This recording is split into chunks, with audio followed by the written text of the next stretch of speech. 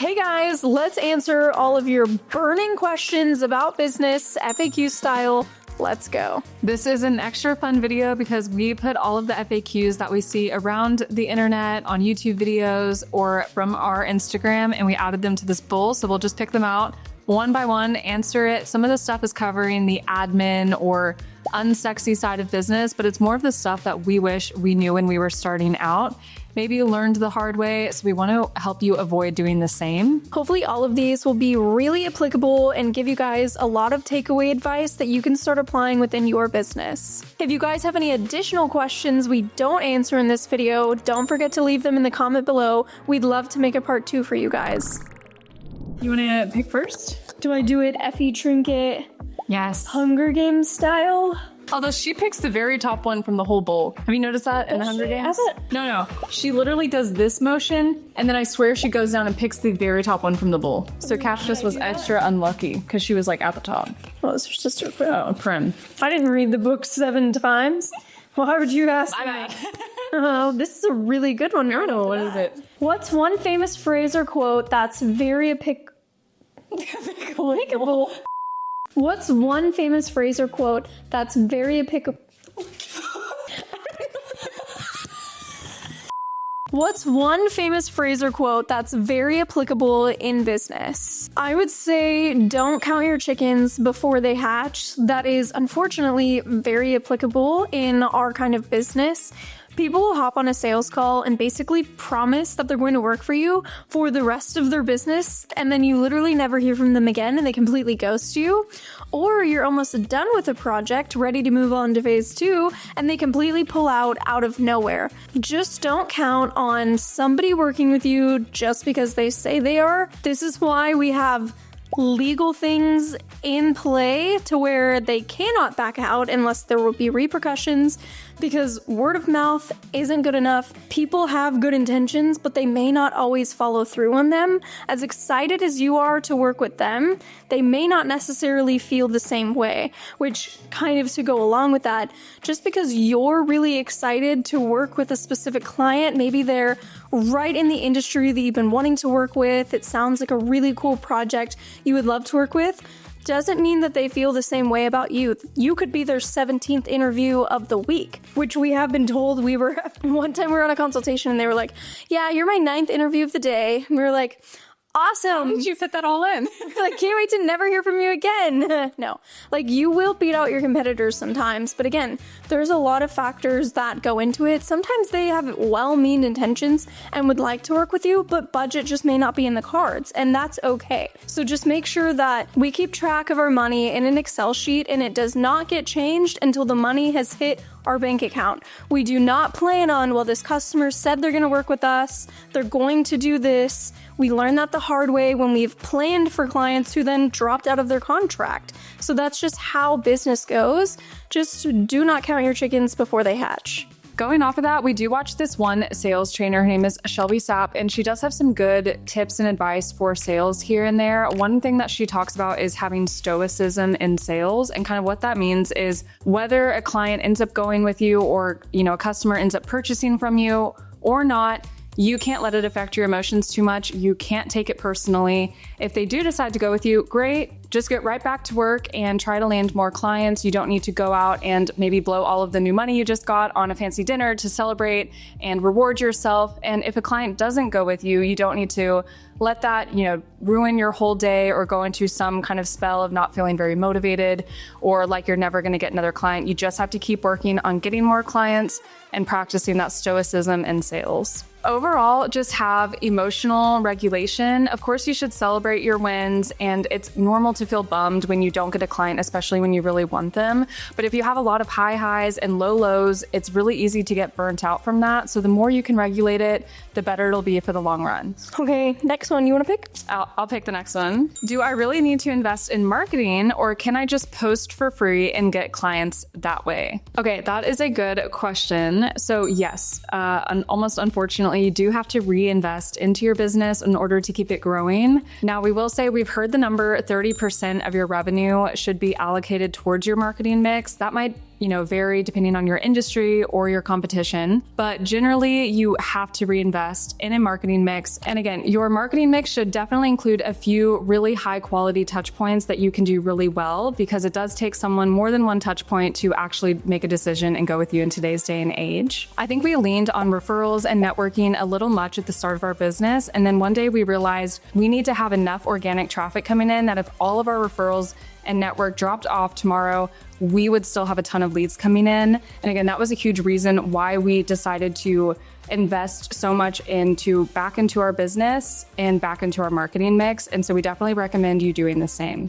I know as a business owner, it can be hard because that money isn't going into your bank account, it's going somewhere else. But if you're not going to invest in marketing your business, you're capping yourself from being able to scale your business. My final thought on this is no one's going to say that you can't get clients from social media. We definitely see that as a viable avenue to get clients from, but just resting on either going viral or just having enough people find one specific social media in order to sustain your business is definitely a little risky and not something we'd recommend. If you guys are interested in content surrounding us ranking the best way to get clients, we'd love to create a series with you guys and go through what we think works best and what we don't think works best based on the experience we've had in our own business. Let us know in the comments if that's something that interests you. Okay, you want to do the next one? Yeah. Okay. What metrics do I actually need to track for my business? Oh, you definitely got this one. This is a great one. As we say around here, if you can't measure it, you can't manage it. So it's important to keep track of what are vanity metrics versus what metrics actually influence how successful your business is doing. So to touch on the vanity metric, things like clicks and views are great and helpful, but at the end of the day, people want to know, how is my business doing in terms of ROI? They want to know where the revenue is going. They want to know how much profit they're making. Those are what's actually important. For example, a service business, a good metric you should keep internally would be lead close rate percentages. So how many leads are coming in versus how many of those are saying yes to working with you. That's a great goal to improve on. You can work on your sales techniques and things like that in your marketing mix and see how well that's going. I would say for e-commerce and service-based business, ROI is going to be the most important. Return on investment, if you don't know what that is, how much are people paying for this versus what's the return they're going to get? I would also say conversion value, or in e-commerce, that's your profit margin. So how much are people paying you versus how much money are you making them in return? If they're paying you $100 and they're getting $100 worth of a service in return, it's hard for them to feel a return on investment. So that's a few metrics that's really helpful for more external percentages for you guys to be able to track. So for profit margin, it'd be, if you're in e-commerce, how much are you paying for it versus how much is somebody paying you? So it's kind of the same concept, kind of in reverse of you need to make sure your margins are set. Same for a service-based business, you need to figure out how much all of your expenses are, and then you need to come back and say, hey, this is how much I'm going to price the service that I'm offering based on the time and the value that it's providing. So profit margin is pretty important in every single business. But again, that's more internal. If you are a reporting-based metric, we would say customer lifetime cycle, what's the percentage of returning clients and how much money they're perpetually spending with you. There's lots of metrics, to be honest. Obviously, from an SEO lens, we're really interested in click-through rates, conversion rates, bounce rates, things like that. So it really depends on what industry you're in. And are you self-employed? Are you a business that needs to provide these metrics to the client? And then internally, how are you doing in scaling your business? So I would say break it up into those three categories and then provide 2 to 3 in each category as a starting base. Then once you grow, you're going to be able to gather more data, which is going to help you influence, adding on more in each column, being able to track more data, get more specific in what you're able to report on. But I think that would be a great starting base. Okay, you next. Okay. How do you avoid scope creep? I could definitely start, but you should chime in if you want. Let's see. Okay, scope creep, if you're not familiar with that term, is something that happens very subtly, but whenever you have a proposal in place or a contract in place with a client and it outlines the specific services that you're going to offer for a specific price point, but over time, maybe the client requests extra add-ons or requests more time to be dedicated to something than was originally talked about.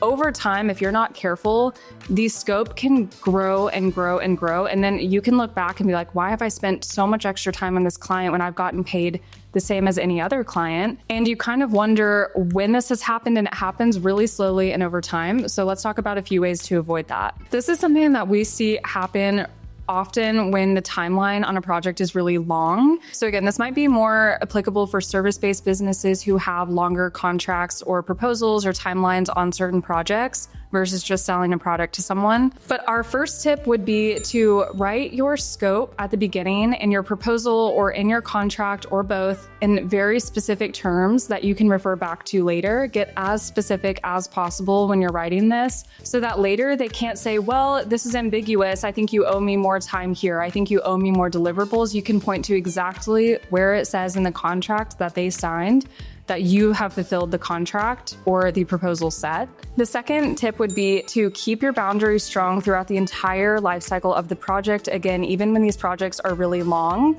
and it can feel like you're starting to nickel and dime them because they're requesting more add-ons and you're sticking up for yourself and saying, okay, but that'll be an extra blank amount of money or an extra timeline add-on or whatever you have set. And, it can feel a little frustrating because you don't want to be that company that's nickel and diming them and trying to get every last cent from your client.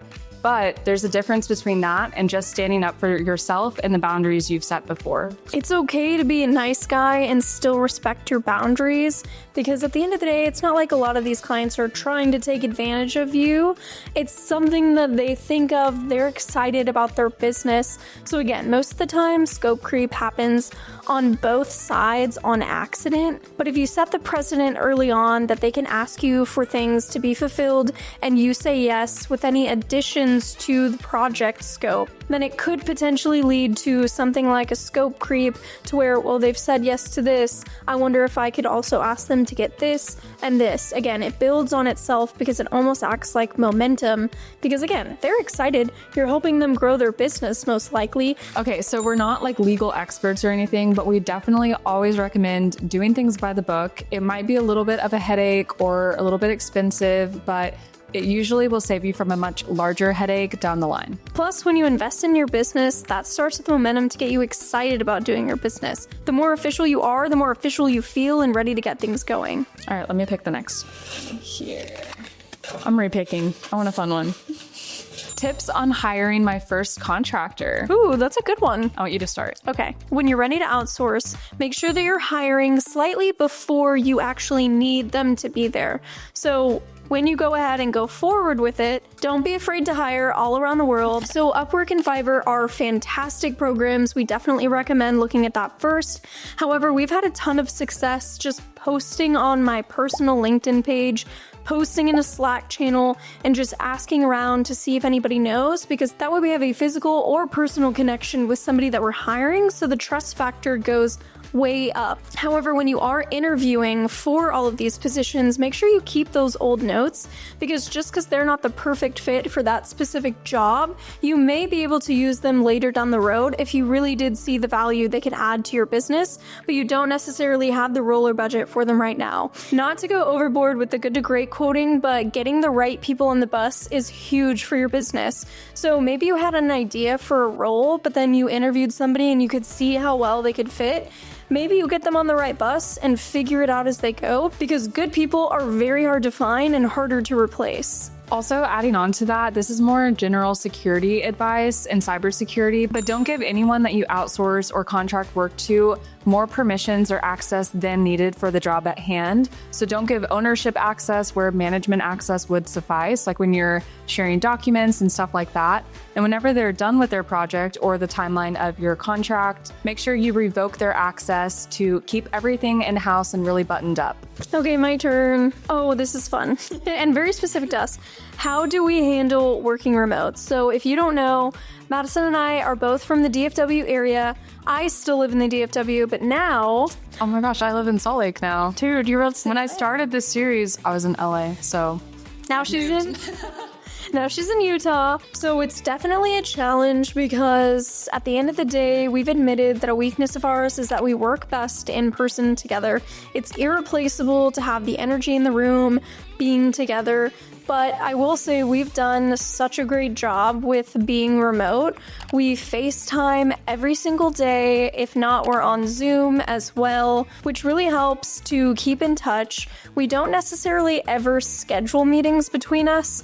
Again, it does help that we're also best friends. So a casual text of, hey, I'm about to make my coffee. You want to call and plan for the week? And I'm like, yeah, that's perfect. We've grown accustomed to how each other functions, how we do our work days. So it's made it super easy. A few quick high-level admin stuff. We share one email account. So we've learned that if an email is unread, neither of us have taken action on it. We leave email drafts for us to reread if we need some help, like, hey, I don't know if I'm interpreting this right. Do you want to take a second pass at it?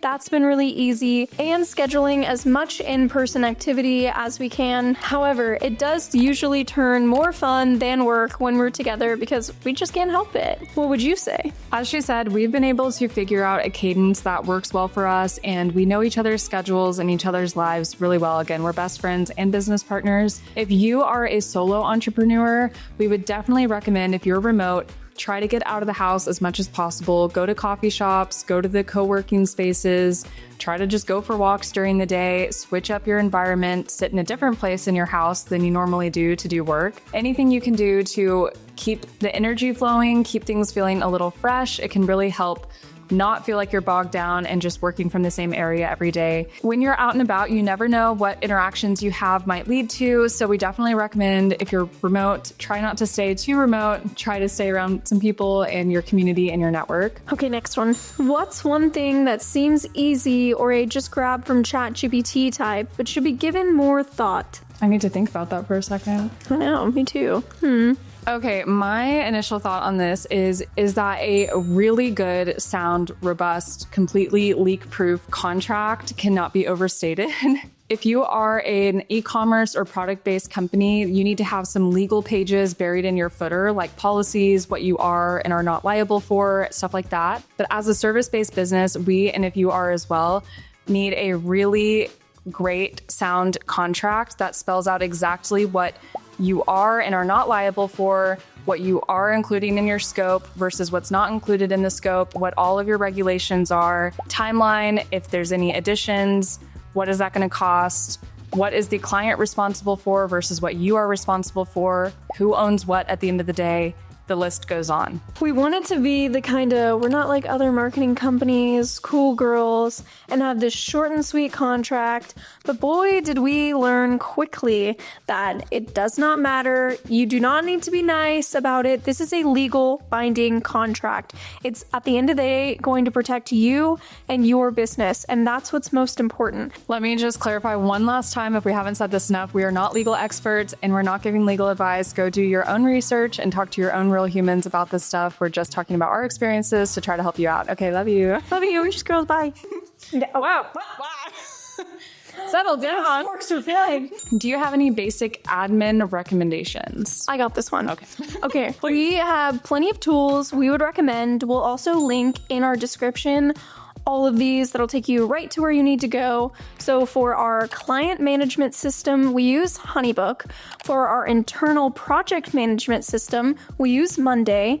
Woohoo! They're all amazing. For our website building services, we use Elementor and Elementor Pro. It's the best for responsive web building and SEO implementation. For website hosting, we use SiteGround. For our email marketing, we use Flowdesk. If we haven't mentioned anything in this video, you can also reference our rebrand videos. I'm sure we mentioned the other tools that we use there. For email hosting, we use Google. We also use Google Workspace for most of our shared documents, Google Drive, Google Docs, Google Sheets. it's extremely helpful to just have it all in one place, to be honest. For designing purposes, we've always used the Adobe suite, so Illustrator mainly and some Photoshop. For some lighter, easier throw it together when we both needed to work on a doc, we use Canva Pro. However, we have just recently converted to Adobe Express because we realized that was included in the Adobe suite for free. Let us know if we missed any, or if you want a more in-depth video on the systems and softwares and applications that we use. We'd love to do that for you. Okay, one final one left. Actually, two. I kept one off to the side. How do you know when to outsource? Again, this is a great question. I think it kind of piggybacks off of the earlier question about any tips for hiring a contractor. Like we mentioned in that question, always hire before you actually need someone. So try and prep as you see projects coming down the pipeline. Am I able to get all of these done on my own and still market my business, keep up with sales calls, all of those good things, and then make sure that you work hiring in and training and onboarding them into that project timeline. I think that's one thing a lot of people miss is they think they can just hire someone, and depending on your industry or the type of work you do, maybe that's the case. But for us, if we were just to hire someone, the time it takes to actually train them and onboard them always makes that a little bit longer, which is why we recommend doing it a little bit earlier. And let's be real, not every single person you hire is going to work out the way that you want. So you also need to be aware that you might even need a buffer period of a month trial period to see how well you guys work together, see if it's a good fit, and then see if you need to go back to the drawing board of interview candidates. One final tip on how do you know when you need to hire someone is there are certain aspects of your business that you are going to be really great at and that you can continue doing as you scale up. And then there's going to be other aspects of your business that you are going to probably not be the best at. It's okay. Not everyone can be the best in the world at everything. Knowing what your strengths are early can help you plan for what you can continue doing versus some of your weaknesses, especially if you're a solo entrepreneur. For example, if you're not that great with numbers or accounting or money, you can probably handle it on your own as you're just starting out for a certain amount of time. But as you scale, you're going to hit that point where your QuickBooks gets really messy, or you're not able to keep up with transactions or invoices or refunds. And you would hate to get too far gone to where you feel really overwhelmed and over your head. You'd rather hire maybe an accountant or someone who can help one time clean up your books earlier before you get into that state. Okay, I'm so excited for this last final bonus question. Please reveal. One last final tip. Wow. I felt like saving that for the end. That makes sense. I feel like we can each do a quick rapid fire one. Okay, so my final tip for this video is if you don't know what Cringe Mountain is, we'll link the video. You have to be prepared as an entrepreneur to climb Cringe Mountain, embrace it. It can be a steep climb, it can be hard at times, but getting to the other side where the land of the cool or whatever they call it is will be worth it. And you just can't worry about the people who haven't started climbing Cringe Mountain, what they think of you. Again, that'll make sense a little bit better once you watch the video if you haven't already. That's something we really implement in our business, like pretty much constantly. Cringe Mania 2026 is on. What's yours? My big entrepreneurship takeaway tip is that I can't stress enough how important it is to have a visually stimulating environment that's going to encourage your success. Your environment encourages habits and shapes your lifestyle, so make the vision board, repeat your goals out loud every single morning that are written on your mirror or your bulletin board. I promise it's a game changer in how much faster you're going to be able to accomplish your goals than if you hadn't. We hope you guys found this video helpful. We know we had a lot of fun giving you guys some tips. Let us know if we missed anything. And as usual, like and subscribe to stay up to date with everything that's going on here at Mad Banana with me and Madison and Manny, of course. And as always, get mad. Go bananas. I thought you burped into the mic on purpose. Did I? Did I burp? It was like a, but I thought you were about to be like,